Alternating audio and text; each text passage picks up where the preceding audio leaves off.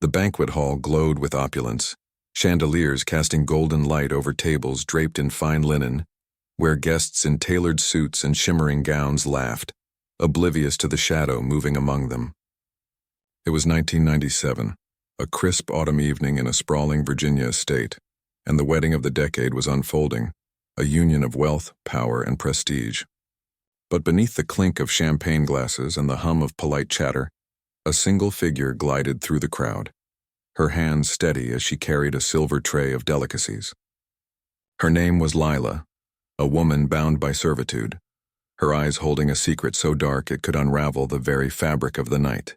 As she offered a delicate pastry to the groom, her lips curled into a smile that didn't reach her eyes, a smile that whispered of a truth so horrifying it would soon silence the room. What drove Lila to this moment? What invisible chains bound her to this family?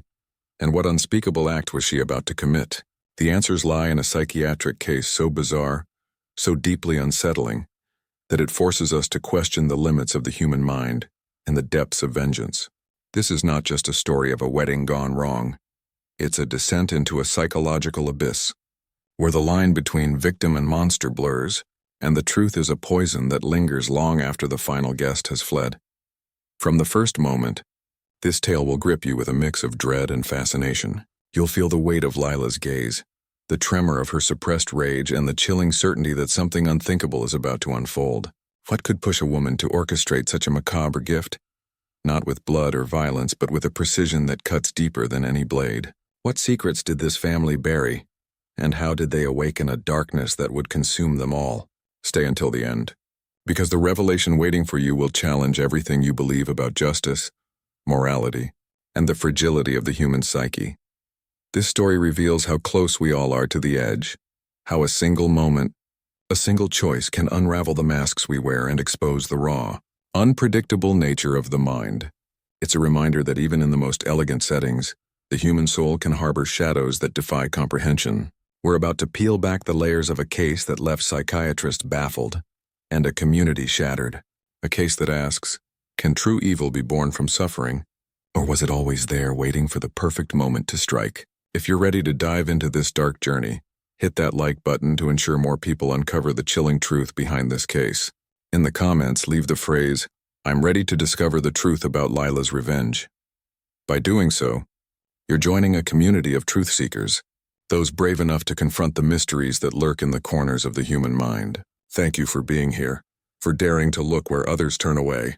Prepare yourself, because what comes next contains a key revelation that will forever change the way you see the human mind. The Virginia estate buzzed with anticipation as the wedding preparations reached their peak. The Worthington family, pillars of the local elite, had spared no expense for their only son's marriage. The sprawling mansion, with its ivy-clad walls and manicured gardens, stood as a testament to their wealth, a monument to a legacy built over generations. At the heart of this grandeur was Lila, a woman in her early 30s whose presence was as unremarkable as the polished silver she carried. To the guests, she was just another servant, her starched uniform blending seamlessly into the background of the opulent affair.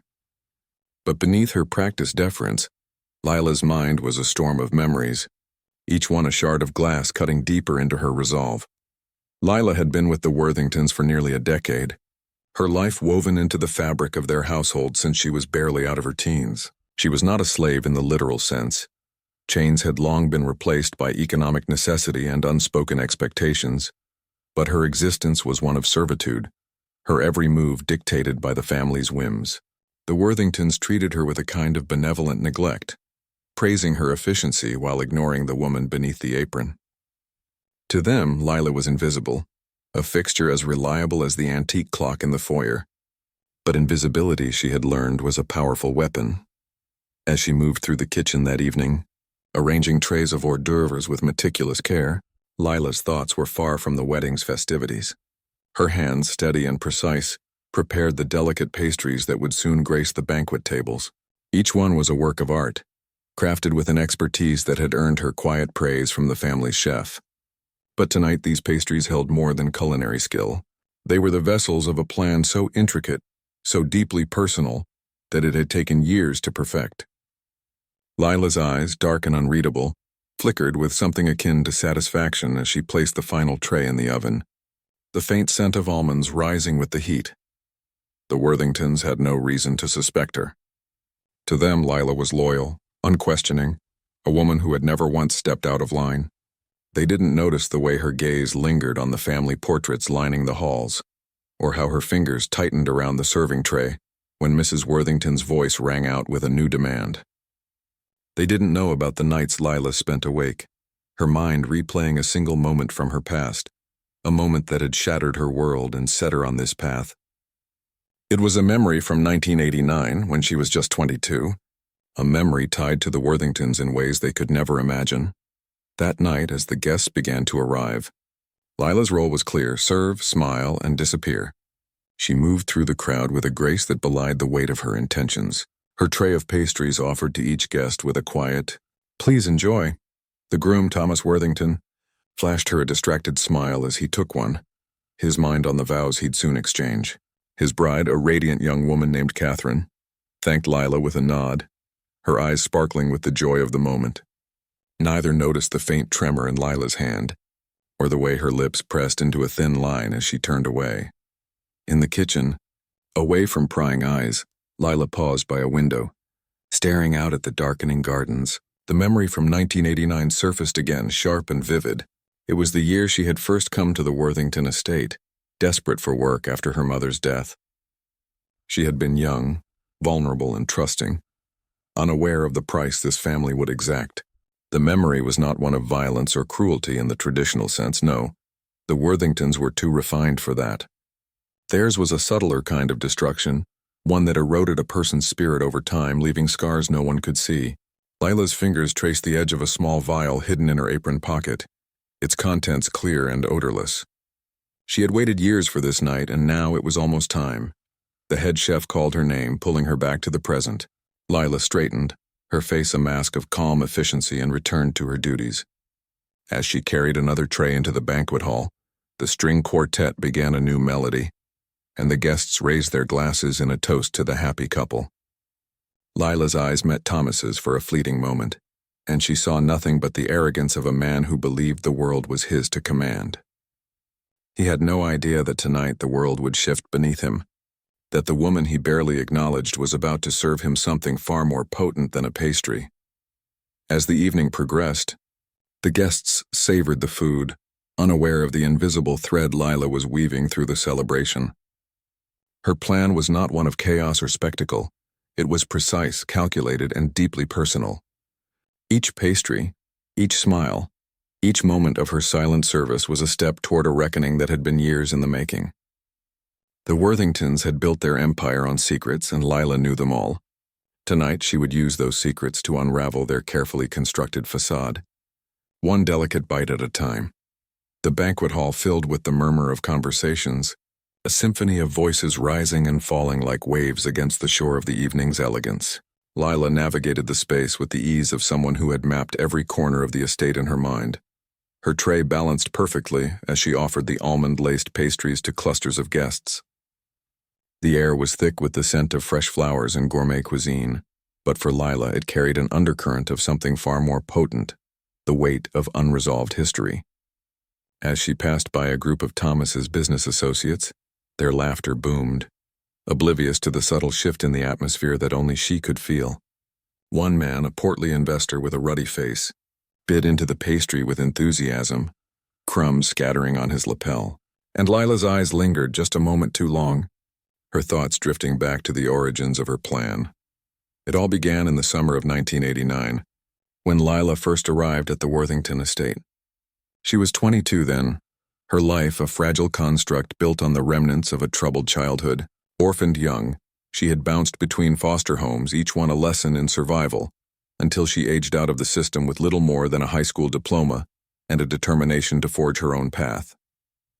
The advertisement for a live-in housekeeper had seemed like a godsend, a stable job in a grand home, far from the chaos of her past.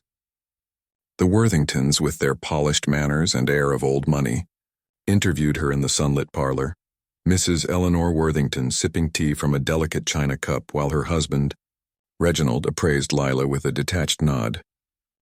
Thomas, then a teenager home from boarding school, lounged in the corner, his eyes flicking over her with casual indifference. From the start, Lila threw herself into her duties, cleaning the vast rooms, preparing meals, and tending to the family's every need. She was efficient, quiet, and above all grateful. But gratitude has its limits, and Lila soon discovered the underbelly of the Worthingtons' world. It wasn't overt cruelty that chipped away at her, no raised voices or harsh punishments. Instead, it was a pervasive sense of ownership, a subtle manipulation that made her feel like an extension of their property rather than a person. Eleanor would confide in her during late-night kitchen sessions, sharing family secrets with a conspiratorial whisper, as if Lila were a confidant rather than an employee. Reginald would assign tasks that blurred the lines between professional and personal, expecting her to anticipate his needs without question. And Thomas, young, entitled Thomas, treated her with a mix of flirtation and dismissal, his comments laced with an arrogance that made her skin crawl.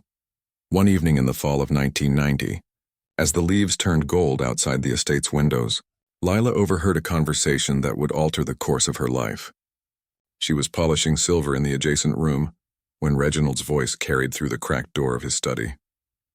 He was on the phone, his tone low and urgent, discussing a business deal that involved skirting regulations, bribing officials, and burying evidence of financial misconduct. Lila froze, her cloth mid-motion, as names and figures spilled out. Details of embezzlement from charitable foundations the family publicly championed. It was the first crack in their flawless facade, a glimpse into the corruption that fueled their wealth. She said nothing, of course. Speaking up would mean losing her job, her home, everything she had built. But the knowledge festered, a seed planted in fertile soil. As the years passed, more secrets emerged, each one layering upon the last like sediment in a riverbed. In 1992, Lila discovered Eleanor's hidden bottles of pills, tucked away in a drawer, evidence of a dependency that explained the woman's erratic moods and late-night wanderings. Eleanor, in a moment of vulnerability, confessed to Lila about her struggles, swearing her to secrecy with tearful pleas. Lila nodded, her face a mask of empathy, but inside resentment brewed. Why burden her with this? Why make her complicit in their deceptions? Thomas, growing into a young man, added his own shadows. In 1994, during a family gathering, Lila walked in on him arguing with a college friend over a scheme to plagiarize research for a lucrative internship. The friend stormed out, but Thomas laughed it off, turning to Lila with a wink as if she were in on the joke. These revelations accumulated, each one a thread in the tapestry of Lila's growing disillusionment. She began to see the Worthingtons not as benefactors, but as architects of their own moral decay, using people like her as shields against the consequences. Her nights became restless, filled with dreams of escape. But economic chains bound her tighter than any contract. The estate was her prison, gilded though it was, and the family her unwitting captors. It was in 1995, during a particularly harsh winter storm that isolated the household, that Lila's thoughts turned from endurance to action. Alone in her small room in the servants' quarters, she pored over books borrowed from the local library, psychology texts, true crime stories, anything that might explain the human capacity for deception and revenge. She learned about the intricacies of the mind, how trauma could warp perceptions, how suppressed emotions could manifest in unexpected ways. Lila recognized herself in those pages, a woman whose psyche had been quietly fracturing under the weight of unspoken injustices. But rather than seek help, she channeled that knowledge into a plan. It wouldn't be loud or destructive. No, her revenge would mirror the subtlety of their manipulations. She began experimenting in the kitchen during off hours, testing recipes that incorporated harmless ingredients with potent effects when combined just right. Almonds, for instance, carried a natural compound that, in the right dosage and with certain additives, could induce vivid hallucinations, paranoia, or even temporary dissociation, effects that psychiatrists might later attribute to stress or underlying conditions. By 1996, Lila had perfected her method, sourcing rare herbs and extracts through discreet mail orders, disguising them as cooking supplies. She tested small amounts on herself first, noting the disorienting fog that descended, the way reality blurred at the edges. It was psychological warfare, designed not to harm physically but to unravel the mind from within. The wedding in 1997 presented the perfect stage, a public event where the family's vulnerabilities would be on full display. As she circulated among the guests that night, watching them partake in her creations, Lila felt a surge of empowerment. The pastries were laced just enough to affect those with the family's shared sensitivities. Perhaps a genetic predisposition she had observed over the years. Amplified by her additions, Thomas approached her again, his face flushed from champagne, requesting another tray for the head table.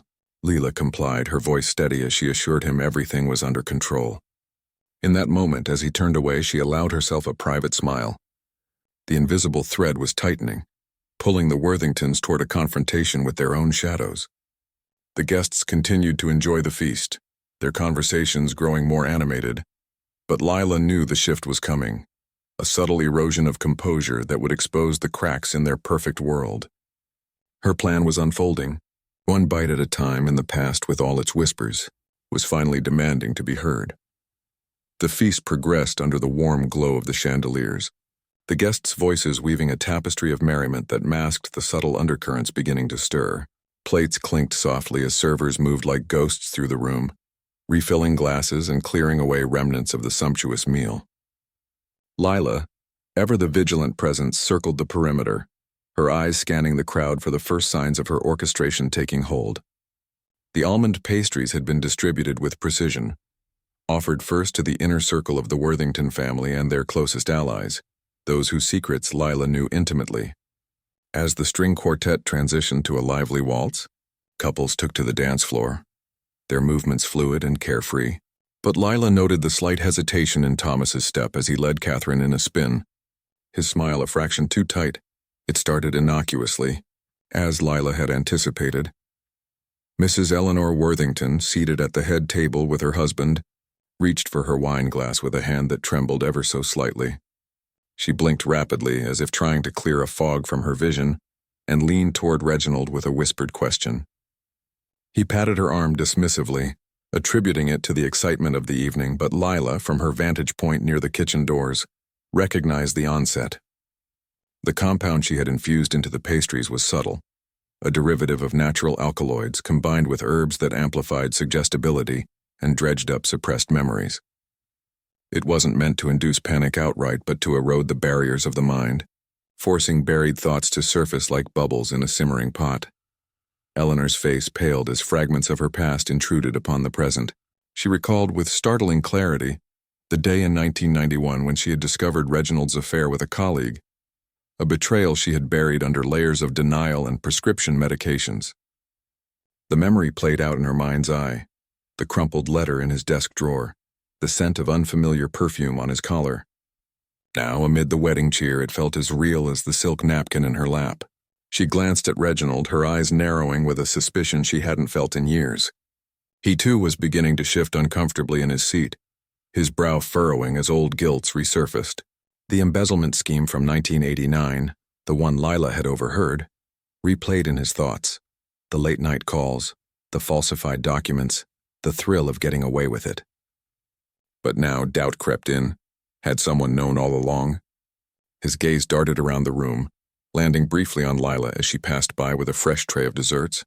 Thomas, meanwhile, laughed a bit too loudly at a joke from his best man, his hand clutching Catherine's a touch too firmly. The effects were hitting him harder, perhaps due to his younger constitution or the champagne amplifying the mixture. Flashes of his own indiscretions assaulted him. The plagiarized thesis in college, the manipulated business deals that had propelled him to his current position. He saw faces from his past, the friend he had betrayed, the employees he had undervalued. Catherine noticed his distraction, tilting her head with concern, but Thomas brushed it off with a forced grin, suggesting they dance again to shake off the odd feeling. As they moved, his steps faltered once more, and he whispered to her about a strange sense of being watched, as if the walls themselves held eyes. The guests outside the immediate family remained largely unaffected, their pastries free of the special infusion. They continued to chat animatedly, toasting to the couple's future, but a ripple of unease began to spread from the head table. Eleanor's voice rose slightly as she questioned Reginald about an old family matter, her tone laced with an uncharacteristic edge. "Do you remember that foundation we supported? The one with the irregularities?" she asked, her words slurring just enough to draw glances from nearby tables. Reginald hushed her, his own paranoia mounting, wondering if this was some kind of setup.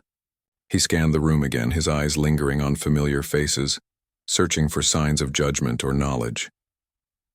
Leela, observing from the shadows, felt a quiet thrill course through her. This was the beauty of her plan. No overt disruption, no scenes that could be traced back to her. Instead, it was a psychological unraveling, a mirror held up to the Worthingtons' concealed flaws. She had studied the family's dynamics for years, noting their vulnerabilities, Eleanor's dependency on pills masking deeper insecurities, Reginald's arrogance born from unchecked power, Thomas's entitlement rooted in unearned privileges. The compound targeted these, amplifying inner conflicts until they bubbled to the surface, forcing confrontations that had long been avoided. As the evening wore on, the first cracks widened. A distant relative approached the head table, offering congratulations, but Eleanor waved them away with a vague mutter about secrets in the family. The relative laughed it off as wedding jitters, but the seed was planted. Thomas, during a quiet moment with Catherine, confessed a minor past mistake. Something about a youthful prank that had gone awry, his voice laced with an urgency that puzzled her. She soothed him, attributing it to nerves, but inside, Thomas wrestled with a growing dread, as if his life were a house of cards teetering on collapse. Lila continued her rounds, her demeanor unchanged, but her mind cataloging each subtle shift. A business associate of Reginald's excused himself early, citing a headache, though Lila knew it was the onset of doubt about their shared dealings. The quartet played on, but the music seemed to take on a haunting quality, echoing the internal dissonances now plaguing the key players. Lila paused in the kitchen to prepare the next course, her hands steady as she arranged plates. The plan was progressing flawlessly, each moment building upon the last, drawing the Worthingtons deeper into their own psychological labyrinth. Reginald stood abruptly, excusing himself to the study for a moment of respite. In the quiet of the room, surrounded by bookshelves laden with tomes on finance and history, he paced, his mind racing through scenarios. Was this a poisoning? How the symptoms were too ethereal, too tied to thoughts rather than the body. Perhaps stress, he rationalized, but the memories refused to subside.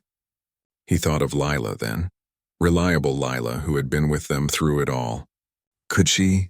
No, absurd. She was just a servant, invisible and loyal. Yet a nagging doubt took root, a whisper that perhaps she knew more than she let on. Back in the hall, Eleanor composed herself with effort, smiling at guests, but her eyes held a distant glaze. Thomas danced with Catherine, but his whispers grew more insistent, hinting at regrets he couldn't quite articulate. The wedding, meant to be a pinnacle of joy, was subtly transforming into a stage for unspoken truths. Lila, slipping back into the fray, felt the tension coiling tighter, ready for the next phase. The shadows in the banquet hall were lengthening, not from the setting sun, but from the emerging darkness within the minds of those who believed themselves untouchable. Reginald returned to the banquet hall with a composed expression that did little to mask the turmoil churning beneath. He slid back into his seat beside Eleanor, offering her a tight smile that she returned with a gaze laced with unspoken accusations. The quartet had shifted to a softer melody, one that seemed to underscore the growing disquiet at the head table, its notes lingering like unanswered questions in the air. Around them, the guests continued their revelry, clinking glasses and sharing anecdotes, but the energy had subtly altered. A few conversations faltered, eyes darting toward the Worthingtons with mild curiosity. Lila, positioned near the dessert station, observed it all with a detached precision, her hands folding a napkin as she catalogued the escalating effects of her subtle intervention. The compound's influence deepened gradually, as Lila had designed, mimicking the slow build of psychological strain rather than an abrupt assault. For Eleanor, the resurfaced memories evolved into a cascade of doubts, each one linking to the next like a chain reaction. She recalled not just the affair but the subsequent cover-ups, the hushed arguments behind closed doors, the fabricated alibis to friends and family. Now, in the midst of her son's wedding, these fragments coalesced into a narrative of betrayal that felt freshly inflicted, Her fingers toyed with the stem of her glass, her mind projecting illusions of judgment from the guests. A woman's knowing glance, a man's subtle smirk. "They're all aware," she murmured to herself, her voice barely audible over the music. Reginald overheard, his own paranoia flaring, and he leaned in with a sharp whisper. "What are you talking about? Pull yourself together." Thomas, on the dance floor with Catherine, felt the grip of unease tighten further. The room seemed to tilt slightly, not from intoxication but from an internal disequilibrium, as if his thoughts were slipping out of alignment. Flashes of his past misdeeds played like unwelcome reels. The internship secured through deceit, the business partner edged out unfairly, the casual dismissals of those beneath him in status. Catherine's face, so full of love and trust, now appeared to him as a mirror reflecting his inadequacies. "I need to tell you something," he said suddenly, pulling her aside to a quieter corner of the hall. His voice trembled with a vulnerability he rarely allowed, confessing to a minor embezzlement from the family business years ago, a borrowing he had rationalized as harmless. Catherine's eyes widened, not in anger but confusion, her hand squeezing his reassuringly. "Why now, Thomas? It's our wedding day." Lila moved through the crowd once more, offering coffee and petit fours to mask any lingering tastes, her presence a constant thread in the unfolding drama.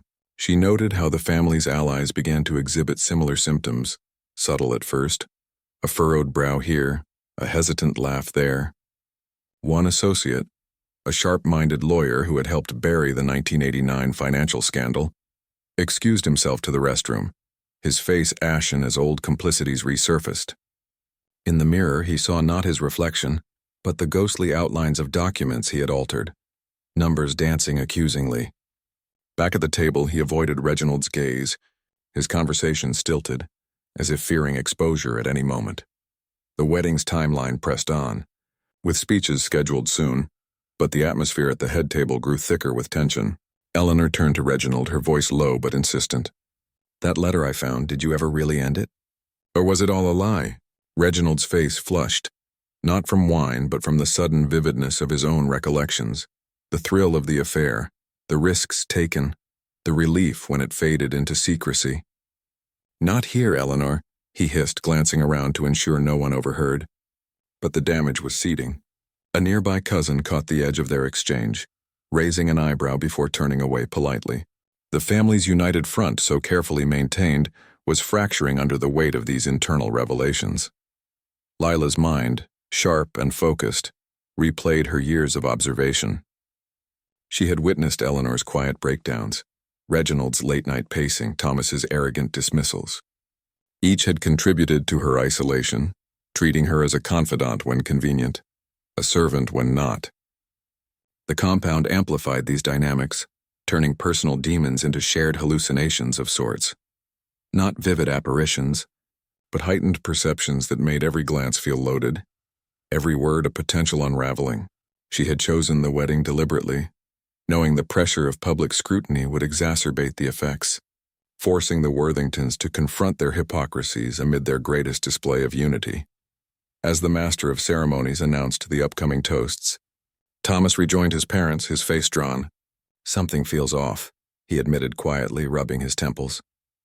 Eleanor nodded, her eyes misty.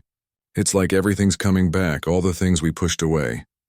Reginald, ever the patriarch, tried to rally them. "It's just the stress. We'll get through this." But his words rang hollow, his own mind besieged by visions of audits and exposures, the empire he built teetering on imagined precipices. The guests sensed the shift now, conversations dipping as eyes turned toward the head table with veiled concern. Lila, clearing a nearby table, allowed herself a moment of reflection. This was not mere vengeance. It was a recalibration, a forcing of accountability in a world where the powerful evaded it. She had studied psychiatric cases in her stolen hours, stories of repressed traumas surfacing in unexpected ways, of minds cracking under sustained pressure. Her plan drew from those, using chemistry to mimic psychological breakdown, blurring the line between induced and inherent fragility. The vial in her pocket was empty now, its contents dispersed. But the chain reaction continued unabated. The first speech began, a childhood friend of Thomas's standing with microphone in hand, regaling the crowd with light-hearted anecdotes. But as he spoke of the Worthingtons' impeccable reputation, Eleanor's laugh came out strained, too sharp. Thomas shifted uncomfortably, his mind flashing to instances where that reputation was undeserved. Reginald gripped his napkin, suppressing a surge of defensiveness. The facade was holding but barely, cracks spiderwebbing outward. Lila watched, her expression neutral, knowing the peak was approaching, a moment when the internal storms would demand external expression. Catherine, sensing the family's distress, suggested a brief family huddle in an adjacent room. They excused themselves under the guise of a quick photo adjustment, leaving the guests to mingle. In the privacy of the parlor, the air grew heavy with unspoken tensions. "What's happening to us?" Eleanor asked, her voice breaking. Thomas paced, confessing more fragments of his past, while Reginald denied any wrongdoing, his defenses crumbling. The compound had done its work, stripping away layers of denial, exposing the raw nerves beneath. Back in the hall, the guests whispered among themselves, the absence noted but not yet alarming. Lila continued her duties, blending seamlessly, her planned subtlety ensuring she remained above suspicion. The fractures were deepening, the family's unity dissolving into a web of revelations, each one pulling them further into the psychological maze she had crafted. The night was far from over, and the true extent of her macabre gift was only beginning to unfold. In the dimly lit parlor adjacent to the banquet hall, the Worthington family gathered like shadows retreating from the light of their own celebration. The room, with its heavy velvet curtains and antique furniture, felt claustrophobic, amplifying the whispers that now filled the air. Eleanor sat on a plush armchair, her hands clasped tightly in her lap, while Reginald paced the Persian rug, his footsteps muffled but insistent. Thomas leaned against the mantel, his arm around Catherine, who looked between them with growing bewilderment. The door was closed, sealing them off from the guests' murmurs outside, but the isolation only intensified the storm brewing within. "We can't ignore this," Eleanor said, her voice quivering with a mix of fear and resolve. "It's like all our mistakes are screaming to be heard tonight." Reginald stopped pacing, turning to face her with the expression that mingled irritation and unease. "Mistakes? Eleanor, you're letting your imagination run wild. It's the wine, the pressure, nothing more." But his words lacked conviction, his mind still reeling from the vivid recollections that had assaulted him earlier. The embezzlement wasn't just a distant memory now. It felt immediate, the weight of falsified ledgers pressing on his chest. He glanced at Thomas, seeking alliance. "Son, tell her. This is our day. We push through." Thomas shook his head slowly, his eyes distant. "No, Dad, it's more than that. I feel it too, like everything I've buried is digging its way out." Catherine squeezed his hand, her concern deepening, but she remained silent, sensing this was a family unraveling she had only glimpsed before. The compound's effects were peaking now, as Lila had calculated, its slow release designed to coincide with the evening's emotional crescendo. For Eleanor, the cascade of memories expanded beyond the affair to encompass the family's broader deceptions.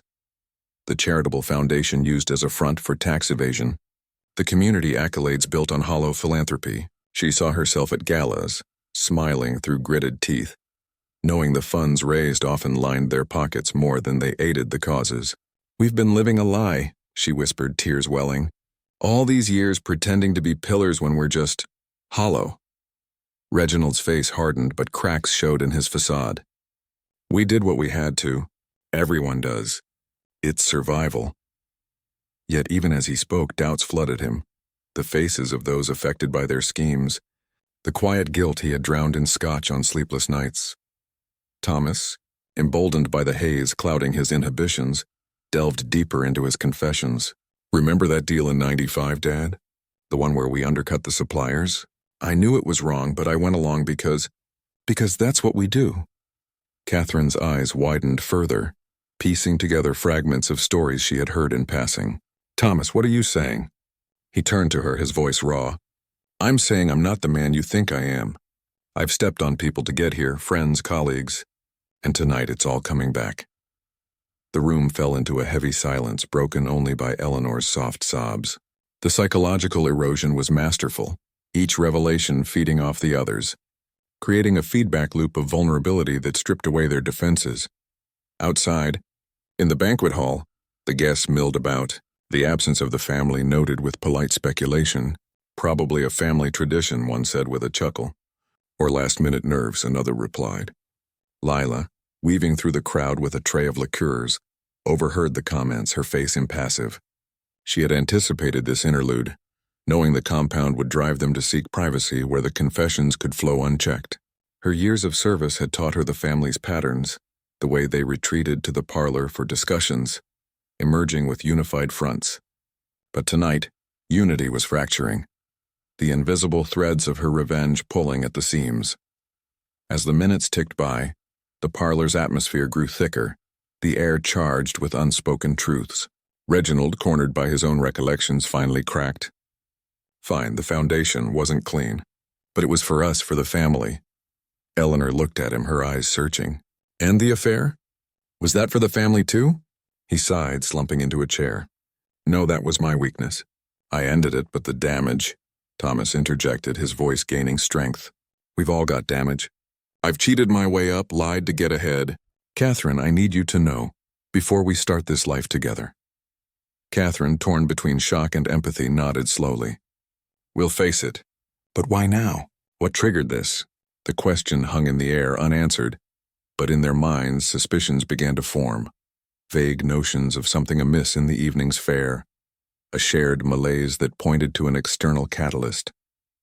Yet the compound blurred the lines, making it feel profoundly internal, a collective psychic reckoning. Lila's knowledge of psychiatry, gleaned from library books and late-night readings, had informed her choice. Substances that mimicked dissociative episodes, heightening introspection to the point of compulsion.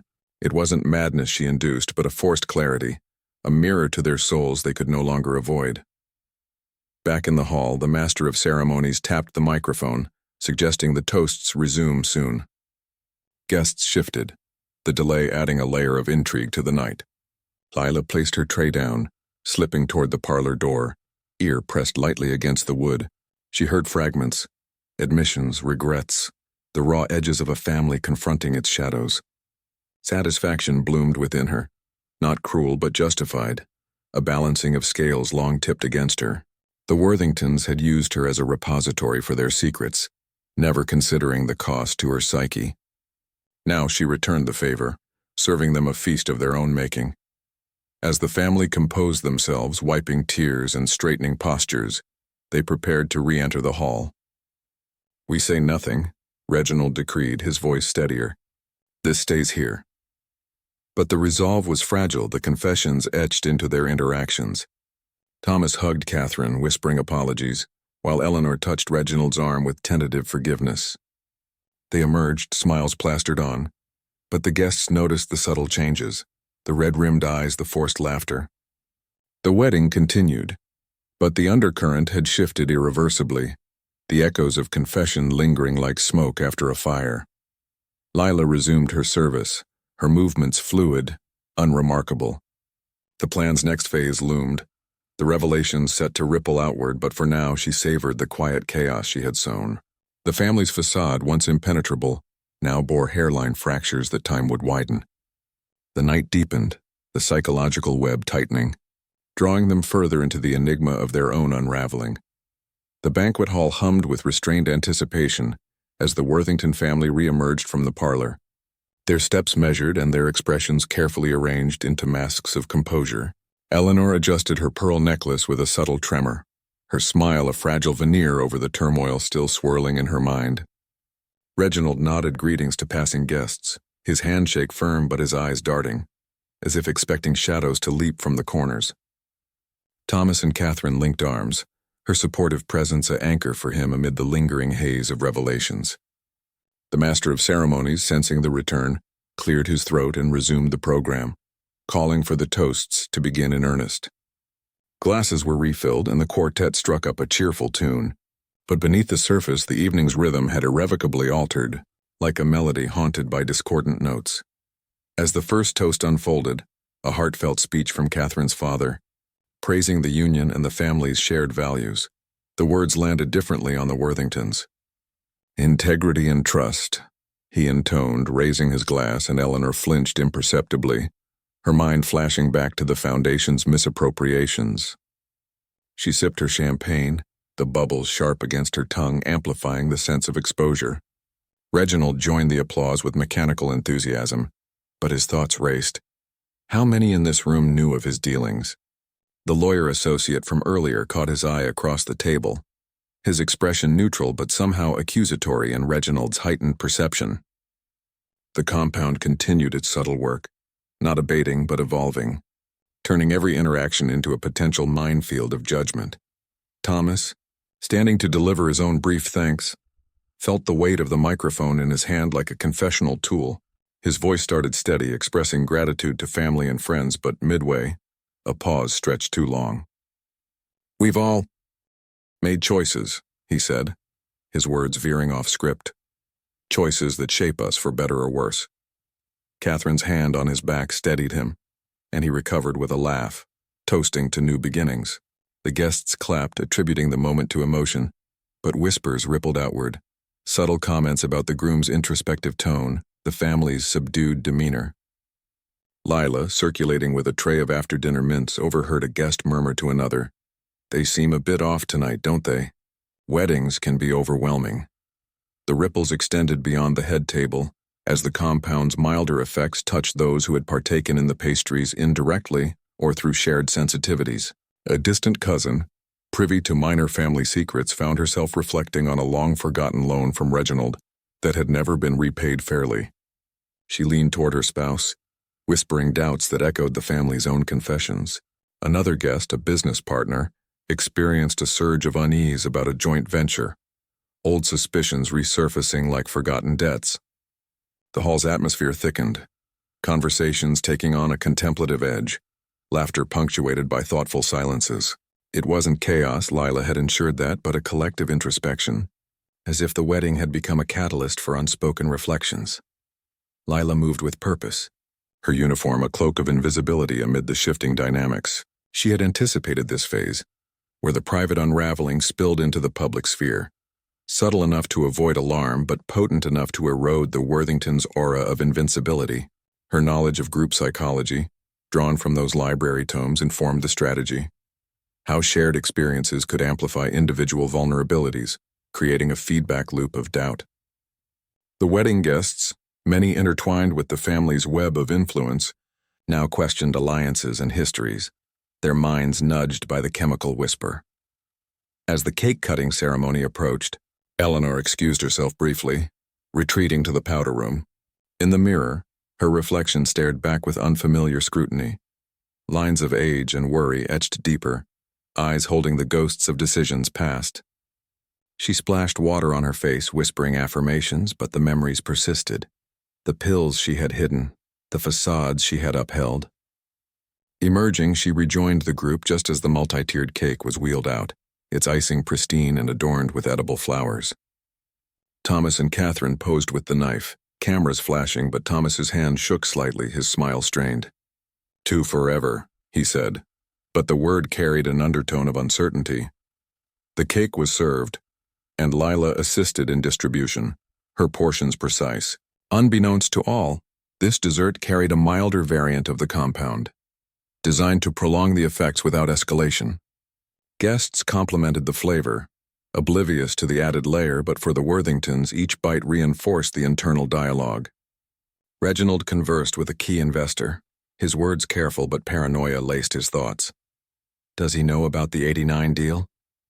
The investor, sensing tension, probed lightly about future plans, and Reginald's response came out defensive, surprising both.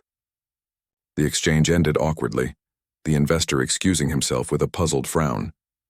Catherine, pulling Thomas aside during a lull, expressed her concerns. "Your family, everyone seems so reflective tonight. Is there something I should know?" Thomas hesitated, the confessions from the parlor bubbling up, but he held back, murmuring assurances. Yet the seed was planted. Her trust, once unshakable, now harbored questions. Lila observed from afar, noting how the ripples affected even the bride, drawing her into the psychological net. This was the essence of her revenge, not destruction, but a pervasive doubt that would linger, reshaping relationships and reputations. The evening's program continued with dancing, the floor filling with couples swaying to the music. Eleanor and Reginald joined, their movements stiff at first, but the rhythm offered a temporary respite.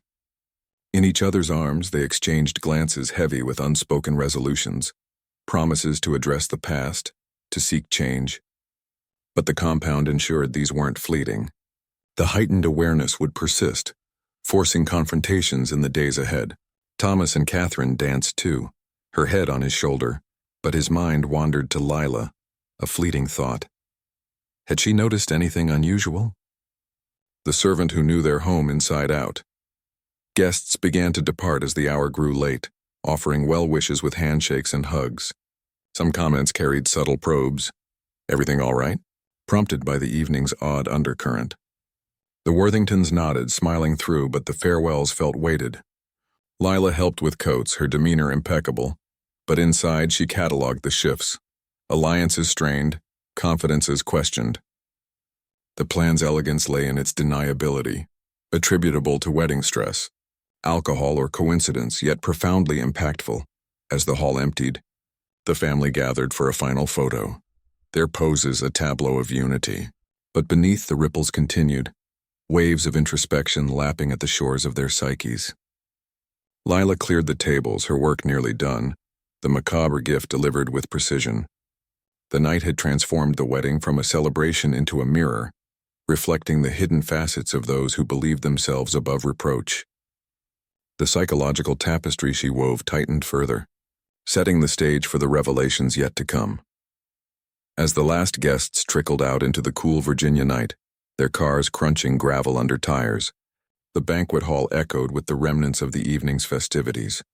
Half-empty glasses scattered on tables, wilted flowers drooping in vases, and the faint strains of music fading into silence. The Worthington family stood in a loose cluster near the grand entrance, waving farewells with practiced grace, but their postures betrayed the exhaustion of more than just a long day. Eleanor's shoulders slumped slightly, her elegant gown now feeling like a costume in a play gone awry. Reginald loosened his tie, his face etched with lines that seemed deeper in the dim light. Thomas and Catherine shared a quiet embrace, her whispers of reassurance mingling with his murmured apologies. The wedding had concluded without overt disaster, but the undercurrent stirred by the night's revelations lingered like fog in the morning air. Lila, ever diligent, began the cleanup with the other staff, stacking plates and folding linens, her movements efficient and unobtrusive. She caught snippets of the family's conversation as she passed nearby, their voices low but laden with the weight of unresolved issues. "We need to talk more tomorrow," Eleanor said, her tone tentative yet insistent. "Clear the air properly." Reginald nodded wearily. "Yes, but discreetly. No need to air laundry." Thomas glanced at Catherine, his expression a mix of relief and apprehension. "I'm sorry you had to see this side of us so soon." She smiled faintly. "We're family now. We'll navigate it together." The words hung heavy, the compound's influence ensuring that the introspection didn't dissipate with the guests' departure. In the quiet hours that followed, as the estate settled into stillness, the family retired to their respective rooms, each carrying the burden of the evening's psychological unveiling. Eleanor lay awake in the master suite, staring at the canopy above the bed, her mind replaying decades of compromises and concealments. The affair, the financial shortcuts, the facade of perfection, all felt freshly exposed, demanding acknowledgement. She wondered at the trigger, attributing it vaguely to the stress of the wedding, but a deeper unease gnawed. Was this a sign? A collective breaking point? Reginald, in his study downstairs, poured a nightcap, his hands steady but his thoughts turbulent. The business dealings that had built their fortune now appeared as precarious towers, vulnerable to collapse. He pondered calling his lawyer in the morning, just to check on old matters. The paranoia seeding plans for preemptive measures. Thomas and Catherine, in the guest wing, prepared for their honeymoon departure, undressed in silence at first. "What happened tonight?" Catherine asked softly, slipping into bed. Thomas sat beside her, his head in his hands. "It's like everything I've ignored came rushing back. The lies, the shortcuts, I thought they were behind me." She pulled him close, her empathy genuine, but questions swirled in her mind. How deep did these family secrets run? Would they affect their future? The compound amplified these doubts. turning what might have been a passing mood into a persistent dialogue, forcing reflections that would shape their coming days. Lila, in her quarters in the attic, listened to the house creak as it cooled, her own mind clear and satisfied. She had orchestrated this lingering effect deliberately, choosing a formulation that extended beyond the immediate event, embedding itself in their psyches like a subtle echo. Her studies had revealed how certain natural compounds could mimic the symptoms of anxiety disorders or depressive rumination, prompting ongoing self-examination without causing alarm. The Worthingtons would attribute it to natural causes, perhaps a shared virus, emotional overload, or even the champagne. But the seeds of doubt would grow, prompting changes in behavior, confessions to confidants, maybe even professional help. The next morning dawned crisp and clear, the estate bathed in autumn light that belied the shadows within. Breakfast was a subdued affair. The family gathered around the dining table with coffee and remnants of the wedding feast. Lila served quietly, pouring orange juice and clearing dishes, her presence as unremarkable as ever. Yet, she noted the changes. Eleanor's distracted gaze out the window, Reginald's absent flipping through the newspaper, Thomas's hesitant conversation with Catherine about their honeymoon plans. "Maybe we delay a day," he suggested. "Sort some things," Catherine agreed, her nod thoughtful. The ripples had become waves, lapping at the foundations of their lives. As the day unfolded, the doubts manifested in small actions. Reginald made that call to his lawyer, inquiring about statute limitations on old financial matters, his voice casual but probing. Eleanor scheduled a doctor's appointment, mentioning vague symptoms of unease, unknowingly stepping toward therapy that might unearth more. Thomas confided in Catherine about specific past indiscretions, their discussions deepening their bond but also revealing fractures. The wedding guests, too, carried echoes, phone calls the next day expressing mild concerns, subtle shifts in alliances as whispered observations circulated. Lila went about her duties, cleaning the banquet hall, her thoughts on the broader impact. This was her macabre gift. Not a single moment of downfall, but a sustained unraveling, a psychological legacy that would redefine the Worthingtons. She had drawn from cases in her readings, stories of families torn by repressed truths, minds fractured by unspoken burdens. Her revenge mirrored that, serving them a feast of introspection that would alter their paths irrevocably. By evening, as the family convened for a quiet dinner, the atmosphere had shifted toward tentative openness. "Perhaps it's time for some changes," Reginald admitted over soup. Eleanor nodded. "Honesty, starting now." Thomas raised his glass. "To new beginnings, for real this time." Catherine smiled, but her eyes held questions. Lila, serving the meal, felt the culmination approaching. The doubts now self-sustaining. Her role in the shadows complete. The estate, once a symbol of unchallenged power, now housed a family on the cusp of transformation, the lingering effects of her plan ensuring the truth would not be buried again. Days blurred into weeks following the wedding. The Virginia estate enveloped in a hush that spoke volumes of the transformations underway. The autumn leaves fell in earnest now, carpeting the grounds in shades of crimson and gold, a vivid contrast to the muted tones within the mansion's walls. Eleanor moved through the rooms with a newfound deliberateness, her steps echoing in the hallways as she sorted through old photo albums and correspondence, seeking to reconcile the past with the present. The revelations from that night had not faded.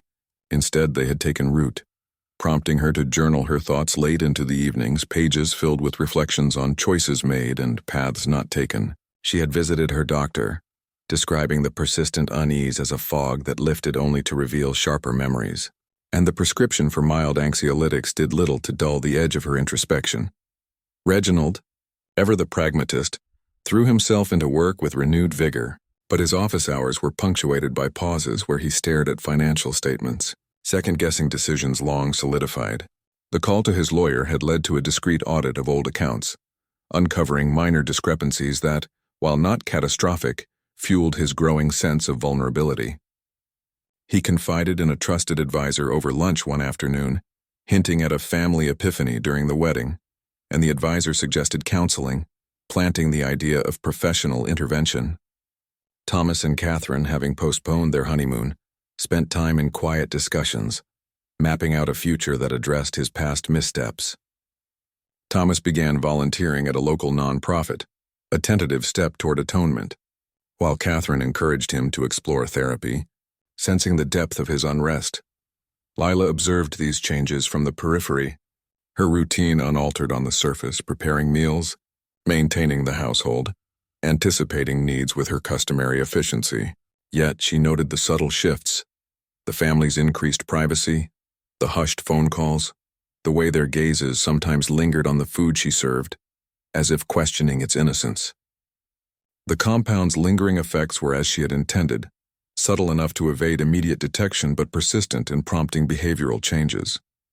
Her satisfaction was quiet, a private vindication for years of overlooked existence. She had become the architect of their self-examination, her macabre gift unfolding in layers that revealed the fragility of their constructed lives.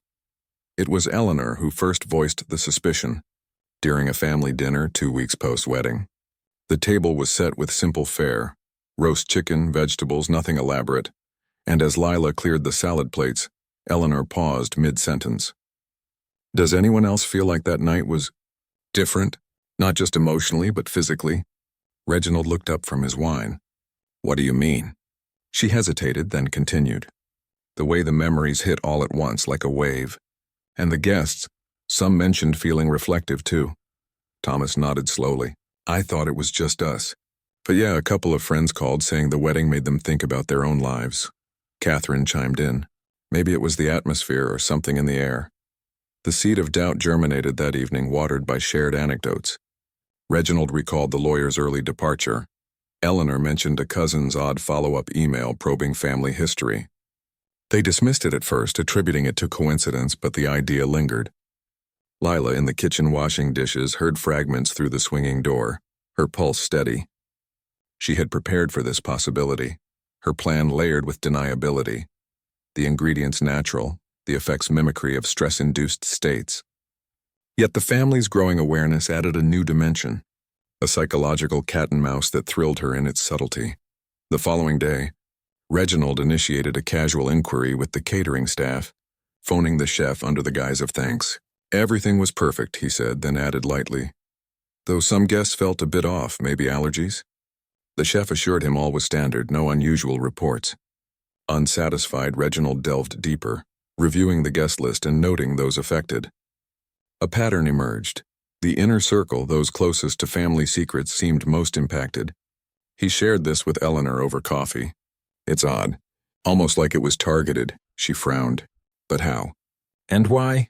Their conversation turned to the household, eyes inevitably falling on the staff. Lila's name surfaced not with accusation but curiosity. "She's been with us forever," Eleanor mused. "Knows everything." Thomas, overhearing, joined them. "Lila, she's loyal." But yeah, she was everywhere that night. Catherine, ever observant, recalled Lila's steady presence amid the chaos. The family decided on discretion, opting to monitor rather than confront. They scheduled a group session with a psychiatrist recommended by Reginald's advisor, a Dr. Harlan, specializing in family dynamics and stress-related disorders. The appointment was set for the next week, framed as post-wedding decompression. In the interim, the threads of suspicion wove tighter. Eleanor found herself watching Lila more closely, noting the woman's unflappable calm, her eyes that seemed to hold depths unexplored. During a routine cleaning, Eleanor discovered a small notebook in Lila's quarters, innocuous recipes but interspersed with notes on herbs and their effects. She replaced it without mention, but the discovery fueled her unease. Reginald, meanwhile, researched online, reading about substances that could induce hallucinatory introspection, articles on natural alkaloids and their psychiatric mimics. "It's possible," he confided to Eleanor. "Something in the food." The idea seemed outlandish, yet fitting the symptoms. Lila sensed the shift, the way conversations hushed when she entered rooms, the appraising glances. It didn't alarm her. Rather, it confirmed the efficacy of her plan. She had drawn from psychiatric literature, cases of induced psychoses, mass delusions triggered by environmental factors. Her revenge was a case study in itself, a bizarre interplay of servitude and subversion.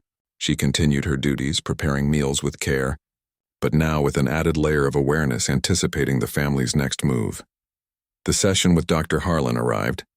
the family gathering in his oak-paneled office in downtown Richmond. The psychiatrist, a mild-mannered man in his 50s with wire-rimmed glasses, listened attentively as they described the wedding night. The sudden surge of memories, the collective vulnerability, the lingering introspection. It sounds like a shared psychological event, he noted. Possibly triggered by stress, but the synchronicity is intriguing. He probed gently, drawing out details. The food, the drinks, the staff. When Lila's role emerged, he raised an eyebrow. A long-term employee? Sometimes dynamics there can influence family psyche subtly. The family left the session with homework, journals to track thoughts, discussions to foster openness, but also with a referral for blood tests to rule out toxins. Unlikely, Dr. Harlan assured, but thoroughness helps. Back at the estate, they debated confronting Lila. Not yet, Reginald decided. Let's see the tests. The samples were drawn discreetly, sent to a lab. In the waiting period, the suspicions deepened. The family's unity forged anew in the face of this enigma. Thomas researched Lila's background, uncovering her orphaned past.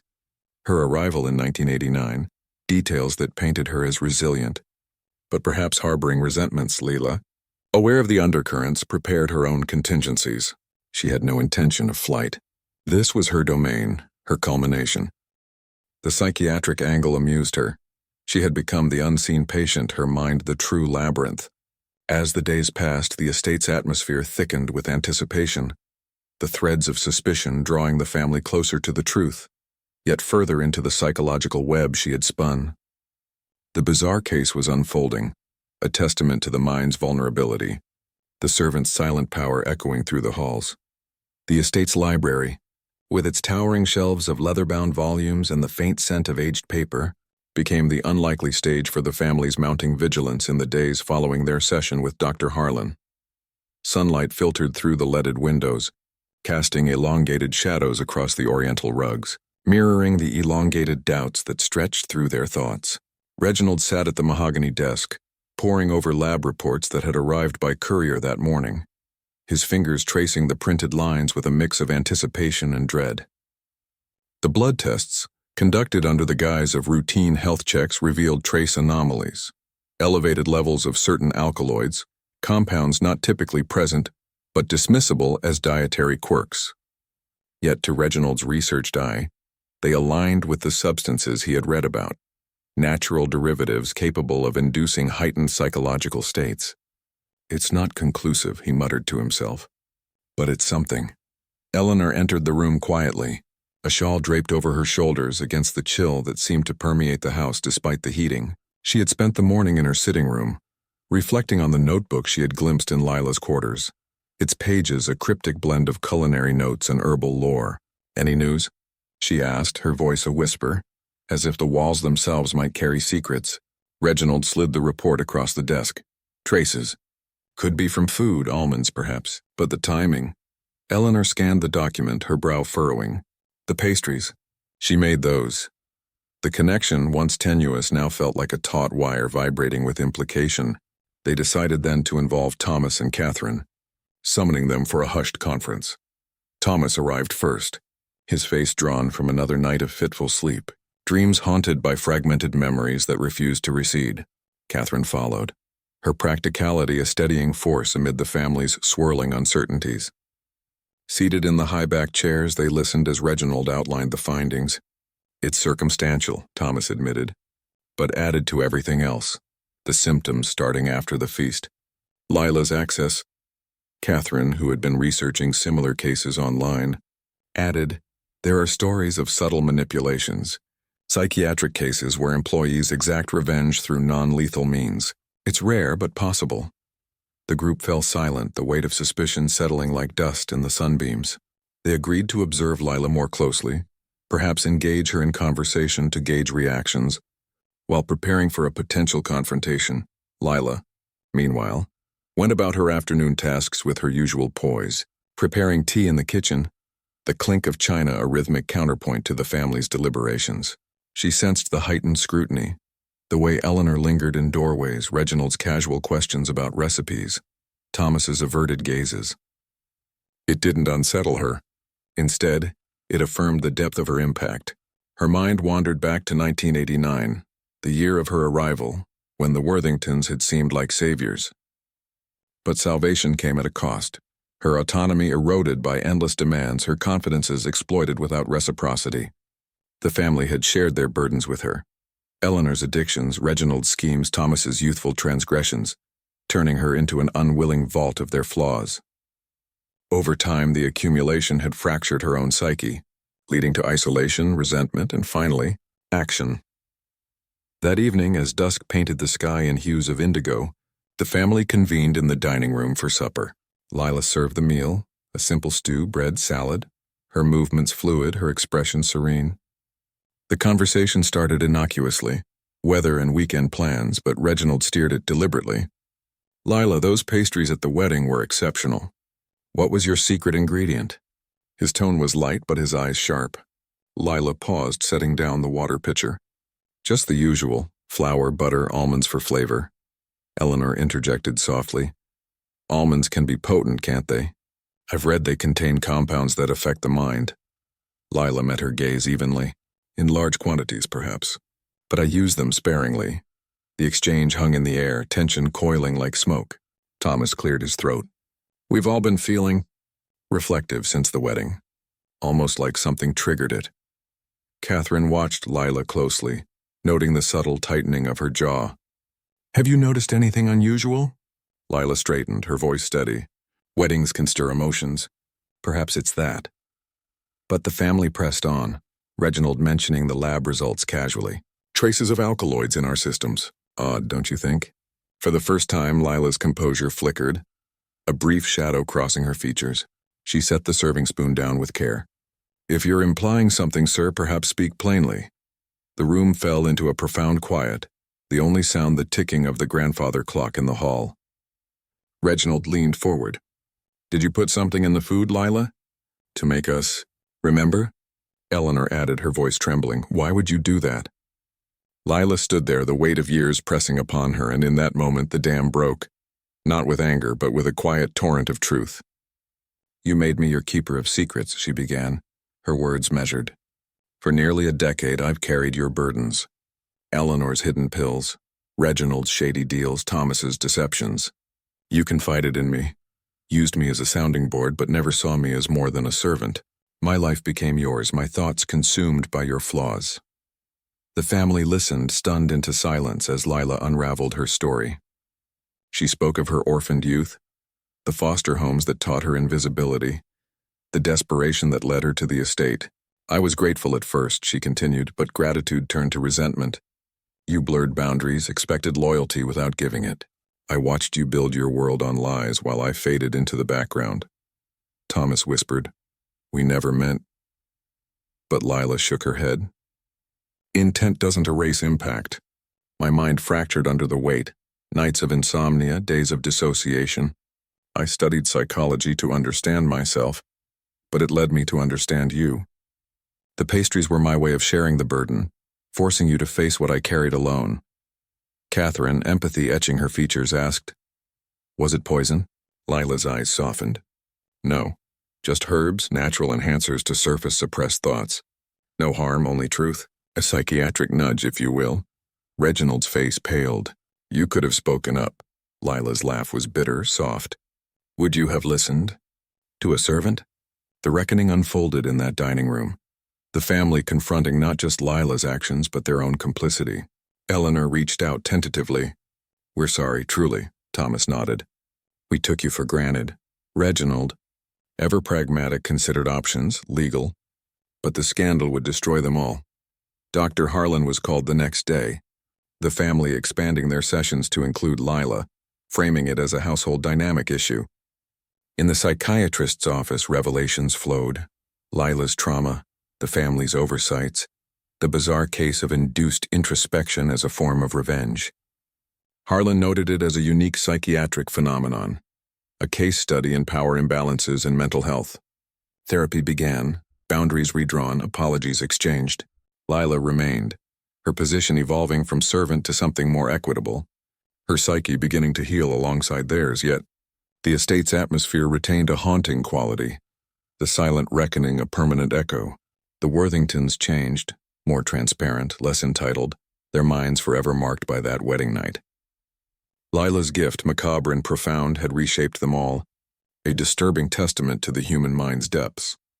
In the quiet aftermath of that fateful wedding night, the Virginia estate stood as a silent witness to the profound shifts that had taken root within its walls. Lila's macabre gift, delivered with the subtlety of a whisper in the dark, had forever altered the trajectory of the Worthington family. No longer could they hide behind the veneer of perfection. The psychological veil had been lifted, exposing the raw vulnerabilities of their minds. Therapy sessions with Dr. Harlan became a regular ritual, a space where confessions flowed like tributaries into a river of understanding. Eleanor found solace in addressing her long-buried dependencies, her journal entries evolving from chaotic scrawls to thoughtful explorations of self. Reginald, once a fortress of denial, began to dismantle his empire's questionable foundations, initiating audits and reparations that surprised even his closest associates. Thomas and Catherine, their marriage forged in the fires of revelation, built a partnership grounded in transparency, their volunteer work a bridge to genuine redemption. But Lila's transformation was perhaps the most enigmatic of all. No longer confined to the shadows of servitude, she emerged as an integral voice in the household's healing. Her insights, drawn from years of silent observation and self-study, added depth to their discussions, turning her from perpetrator to participant in their collective journey. The family, in a twist of fate, offered her a new role, not as a servant but as a companion, her quarters upgraded, her opinions valued. Yet beneath this newfound equilibrium lingered an unsettling truth. The human mind, once disturbed, never fully returns to its original state. The compound's effects had faded, but the pathways it illuminated remained open, inviting occasional glimpses into the abyss of repressed thoughts. Nightmares visited sporadically, memories surfacing like ghosts at twilight, reminding them all of the fragility inherent in the psyche. This psychiatric case, drawn from the chilling annals of the American Monsters series, serves as a haunting reminder of how the boundaries between victim and avenger can blur in the labyrinth of the human soul. Lila's revenge was not born of malice alone, but from the slow erosion of her spirit under the weight of unspoken burdens. It forces us to confront uncomfortable questions.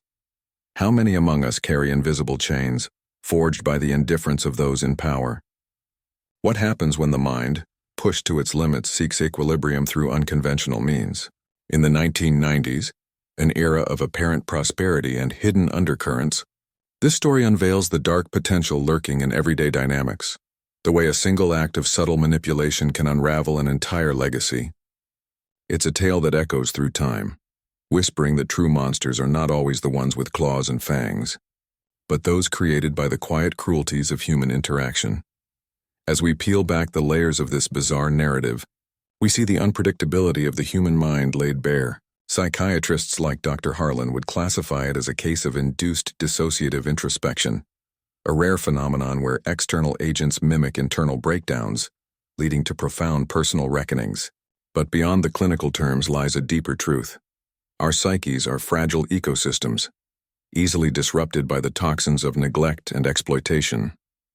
Lila's plan, meticulously crafted over years, highlights the mind's capacity for resilience and retribution. She didn't seek destruction. She sought balance, forcing the Worthingtons to taste the isolation she had endured. In doing so, she became a mirror, reflecting their flaws back at them until they could no longer look away. This story challenges our perceptions of justice. Is it vengeance or vindication when the oppressed turns the tables with precision rather than force? Reflecting further, this case illuminates the shadowy intersections of power, psychology, and morality. In a society where hierarchies often silence the voiceless, Lila's actions serve as a cautionary parable. The Worthingtons, emblematic of privilege, learned that their elevated status was built on fragile foundations, susceptible to collapse under the weight of ignored truths. The wedding, meant to symbolize unity and future promise, instead became a catalyst for disintegration and rebirth. It's a reminder that the mind harbors secrets like hidden chambers in an ancient mansion, waiting for the right key to unlock them. And once opened, those chambers release forces that can reshape realities, forging new paths from the ruins of the old. This narrative compels us to examine our own lives. What burdens do we impose on others without realizing? What silent sufferings might be brewing in the backgrounds of our existence?